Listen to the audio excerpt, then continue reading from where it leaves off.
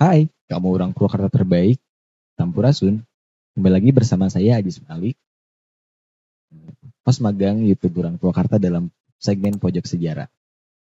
Pada episode kali ini, saya akan merangkum sejarah mengenai mega proyek yang pernah dibuat di Purwakarta yang beberapa waktu lalu itu sempat dikunjungi oleh Menteri Koordinator Bidang Infrastruktur dan Pembangunan Kewilayahan, yakni Agus Harimurti Yudhoyono atau AHY yang sering kita kenal.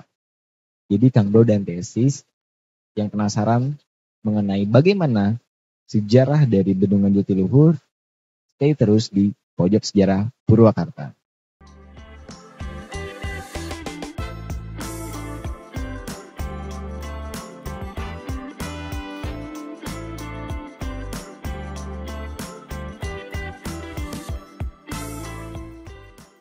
Kang Bro dan Tesis, kita mulai dari informasi umum mengenai Bendungan Waduk Jatiluhur. Jadi waduk itu dalam Kamus Besar Bahasa Indonesia artinya adalah sebuah kolam besar tempat menyimpan air sediaan untuk berbagai kebutuhan atau mengatur pembagian air dan sebagainya yang biasanya dipakai di musim kemarau. Waduk atau Bendungan Jatiluhur membendung aliran Sungai Citarum yang merupakan sungai terbesar dan terpanjang di Jawa Barat. Dan Waduk Jatiluhur itu terletak di Kecamatan Jatiluhur, Kabupaten Purwakarta yang jaraknya kurang lebih 10 km dari pusat kota Purwakarta. Bendungan Jatiluhur adalah bendungan terbesar di Indonesia dengan panorama danau yang luasnya sekitar 8.300 hektar. Dengan keliling waduk sekitar 150 km pada elevasi air normal sekitar 107 meter di atas permukaan laut. Dengan potensi air yang tersedia kurang lebih 12,9 miliar meter kubik per tahun dan merupakan waduk serbaguna pertama di Indonesia. Di dalam Waduk Jatiluhur terpasang 6 unit turbin dengan daya 187 MW dengan produksi tenaga listrik rata-rata 1.000 juta kWh setiap tahun yang dikelola oleh PT PLN Persero. Waduk Jatiluhur memiliki fungsi penyediaan air irigasi untuk 242.000 hektar sawah, air baku minum, budidaya perikanan, dan pengendali banjir yang dikelola oleh Perum Jasa Tirta II. Selain berfungsi sebagai PLTA dengan sistem limpasan terbesar di dunia, di kawasan ini terdapat stasiun satelit bumi yang dikelola oleh PT Indosat sebagai alat komunikasi internasional, termasuk pusat training center atlet nasional dayung dan dragon boat Indonesia. Nah, dan jangan lupa bahwa sekarang Waduk Jatiluhur juga menjadi tempat favorit untuk mancing, wisata kuliner, tempat rekreasi keluarga, dan anak-anak ini Purwakarta yang sekedar nongkrong menikmati pemandangan di Jatiluhur. Nah, Kang Bro dan Sisi, sebetulnya nama asli dari Bendungan Jatiluhur atau Waduk Jatiluhur itu adalah Bendungan Insinyur Haji Juanda. Nah, siapa tokoh tersebut? Jadi, Insinyur Haji Juanda itu merupakan sosok yang berjasa dalam pembangunan bendungan ini. Sekaligus sebagai Perdana Menteri terakhir yang memimpin Kabinet Karya pada periode 1957 sampai 1959.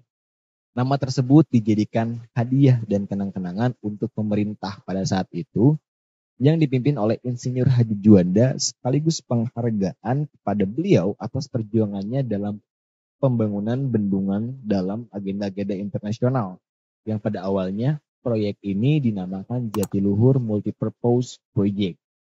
Nah, tadi sekilas informasi umum mengenai Waduk Jatiluhur. Sekarang kita mulai pada proses awal Waduk Jatiluhur ini dibangun. Bendungan ini mulai dibangun pada 1957 dengan peletakan batu pertama yang dilakukan oleh Insinyur Soekarno dan diresmikan 10 tahun kemudian, tepatnya pada 26 Agustus 1967 oleh Presiden Republik Indonesia kedua, yakni Jenderal Soeharto. Walau dibangun setelah kemerdekaan, gagasan terkait pembangunan Waduk Jatiluhur ini sudah ada sejak mulai abad ke-19, tepatnya di tahun 1888. Itu hanya menjadi gagasan saja. Nah, pada periode berikutnya ada 3 rancangan desain pembangunan bendungan sebelum akhirnya direalisasikan pada tahun 1957.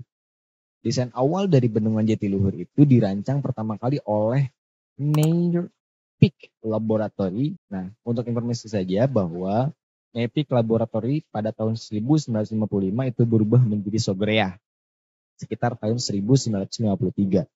Jadi Napier atau Sogrea itu merupakan perusahaan Prancis yang bergerak di bidang konsultasi perencanaan yang juga memiliki pabrik pembuatan unit pembangkit listrik khusus membuat turbin. Nah, rencana ini tidak diteruskan karena berdasarkan hasil dari penyelidikan geologi menunjukkan bahwa bukit tumpuan dari kanan bendungan itu terdapat sinkline dengan pelapisan yang miring ke arah hilir, sedangkan kondisi geologi lokasi spillway itu kurang baik. Akhirnya proses tersebut desain awal tidak digunakan dan masuk ke desain kedua bendungan yang dilakukan oleh A. Coin dan J. Beller atau ini nih namanya Consulting Engineer Paris. Nah, desain yang dibuat itu masih berbentuk busur, namun arahnya berlawanan dengan desain sebelumnya, yaitu membentuk busur ke hilir. Dengan mempertimbangkan kondisi geologi yang ada, maka bukit tumpuan dari bendungan itu yang sebelumnya menjadi kendala itu digeser ke hilir, kurang lebih sekitar 100 meter. Lokasi bukit tumpuan dalam desain kedua ini itu persis sama dengan lokasi bukit tumpuan bendungan yang sekarang ini. Dan hingga akhirnya desain itu disempurnakan dengan desain akhir yang sebagian besar itu sama dengan desain kedua. Yang membedakannya adalah tapak dan kemiringan inti tanah liat bendungan. Pada desain ini dibentuk as, bendungan digeser ke udik sehingga mengakibatkan jarak tubuh bendungan dengan bangunan menara menjadi semakin dekat. Perubahan lainnya adalah inti tanah liat yang memiliki kemiringan lebih tegak dibandingkan sebelumnya. Gagasan tersebut disempurnakan oleh Prof. Dr. Insinyur Willem Johan van Blommestein, ahli pengairan Belanda pada tahun 1930. Penyempurnaan gagasan tersebut lalu dikemukakan di pertemuan tahunan Persatuan Insinyur Kerajaan Belanda pada 18 Desember 1948 di Jakarta. Blommestein sebagai kepala perencanaan jawatan pengairan dari Belanda pada waktu itu mengatakan bahwa dirinya sudah melakukan survei yang sangat rinci dalam pembangunan 3 waduk yang menampung air dari Citarum, yaitu Waduk Tarum, Saguling, Cirata, dan Jatiluhur. Pada saat itu Jatiluhur sendiri hanya dikembangkan untuk kepentingan irigasi dan pembangunan kanal, niatnya untuk transportasi air dari Anyer ke Surabaya melewati Solo. Pada 1955, gagasan Blommestein dikaji ulang oleh Insinyur Frans Cravendijk melalui tulisan yang berjudul Integrated Water Resource Development in Citarum River Basin dan dilengkapi oleh Insinyur Abdullah Angudi Tapa 1960 melalui nota pengelolaan hingga kemudian menjadi proyek yang bernama Rencana Induk Pembangunan Proyek Serbaguna Jatiluhur. Masa pembangunan Blok Jatiluhur itu melewati dua masa kepemimpinan Republik Indonesia. Pada saat itu, Soekarno dan Soeharto serta 9 kabinet, yakni di tahun 1957 hingga 1967. Ada hal yang menarik, Bang Bro dan tesis, dalam pembangunan Waduk Jatiluhur ini, yakni 15 hari setelah terjadinya pemberontakan G30S. Pada tahun 1965, para tenaga ahli asing pulang ke negaranya dan meninggalkan pekerjaan yang belum selesai berupa konstruksi menara pelimpah utama dan belum dibangunnya bendungan pelana Pasir Gombong Barat dan Timur. Namun, hal tersebut bisa diatasi beberapa penanganan hingga akhirnya Waduk Jatiluhur bisa berfungsi sampai sekarang. Nah, Kang Bro dan tesis, ada fakta-fakta menarik juga mengenai Waduk Jatiluhur. Ya, seperti yang kita tahu bahwa Waduk Jatiluhur itu dijuluki sebagai bendungan terbesar di Indonesia, dan Waduk Jatiluhur merupakan waduk terluas di Indonesia yang berada di kabupaten terkecil di Jawa Barat. Jadi Waduk Jatiluhur ini menenggelamkan 14 desa dengan jumlah penduduk kurang lebih 5.000 orang. Hal itu pun membuat sebagian penduduk berpindah ke Kabupaten Bandung dan sebagainya lagi berpindah ke Kabupaten Karawang. Nah, anggaran dari Waduk Jatiluhur ini menghabiskan anggaran sekitar 230 juta dolar pada saat itu. Nah, segimana tah Kang Bro dan Tesis hitung weh. Pada saat itu 230 juta dolar. Segitulah. Nah, sekian Kang Bro dan Tesis pembahasan mengenai mega proyek yang pernah ada dibangun di Purwakarta. Pada saat itu kita harus berbangga bahwa